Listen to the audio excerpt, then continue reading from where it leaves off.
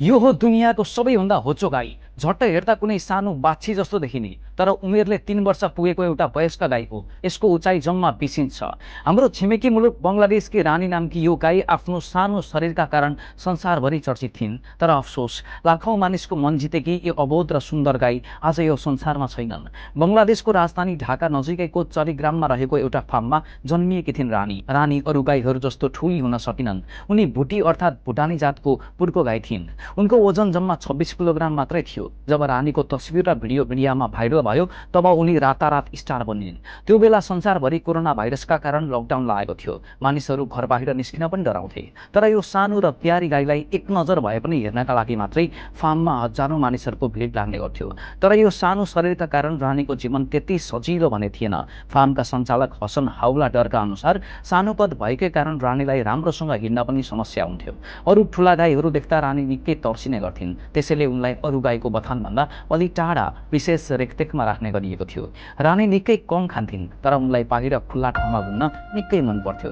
जब मानिसहरू उनको नजिक आउँथे, उनलाई सुमसुम्याउँथे र आफ्नो माया देखाउँथे, तब रानी निकै खुसी हुन्थिन्। उनले मानिसहरूको मायालाई बडो गहिरो गरी बुझ्दै गर्थिन्। तर नियति कति निष्ठुरी भइदियो भने संसारलाई आफ्नो सानो रूपले चकित पार्ने रानीले धेरै समय बाँच्न पाइनन्। गिनिज बुक अफ वर्ल्ड रेकर्डका अनुसार 16 अगस्त 2021 का दिन अचानक पेट सुनिएर यो प्यारी गाईको असामयिक निधन हुन पुग्यो। रानीले यो संसार त छोडिन्, तर मर्नु अघि उनले संसारको सबैभन्दा सानो गाईको रूपमा इतिहासको पानामा आफ्नो नाम अमर बनाएर गइन्।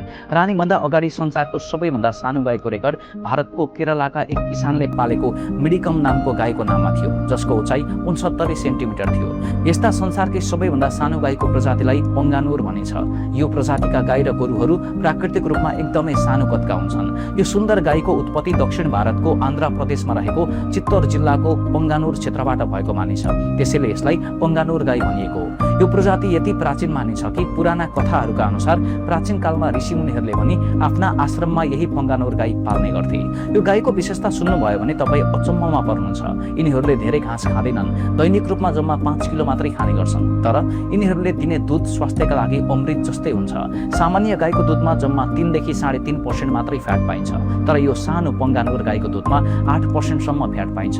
यो दुध औषधीय गुणले भरपूर हुन्छ। एउटा पंगानुर गाईले दिनमा 3 देखि 5 लिटरसम्म दुध दिन्छ। आफ्नो सानो र आकर्षक कद अनि औषधीय गुणले भरिएको दुधका कारण आजभोलि यो प्रजातिको मूल्य आकाशिएको छ। एउटा पंगानुर गाईको मूल्य 1,60,000 नेपाली रुपियाँदेखि लिएर 8 लाखसम्म पर्ने गर्छ। तर दुःखको कुरा के छ भने यो अनौठो र ऐतिहासिक गाईको प्रजाति अहिले संसारबाट लोप हुने अवस्थामा छ। हाल संसारभरि यो प्रजातिका गाईहरू जम्मा 13,000 को हाराहारीमा मात्रै जीवित छन्। संख्या निकै कम भएकाले यसबारे धेरै मानिसहरूलाई थाहा पनि छैन। यद्यपि अहिले भारतमा यी गाईहरूलाई बचाउनका लागि विशेष संरक्षण अभियानहरू चलाइँदैछ। नेपालमा पनि यस्ता गाईहरू भेटिए भने हामीले संरक्षण गर्नुपर्छ। प्रकृतिले कति अद्भुत जीवहरू बनाएको छ, जसको एउटा उदाहरण बङ्गलादेशकी रानी र भारतको पंगानुर गाई हो। हवस् त, यस्तै खोजमूलक स्टोरीका लागि फ्याक्ट नेपाल हेर्दै गर्नुहोला। नमस्ते।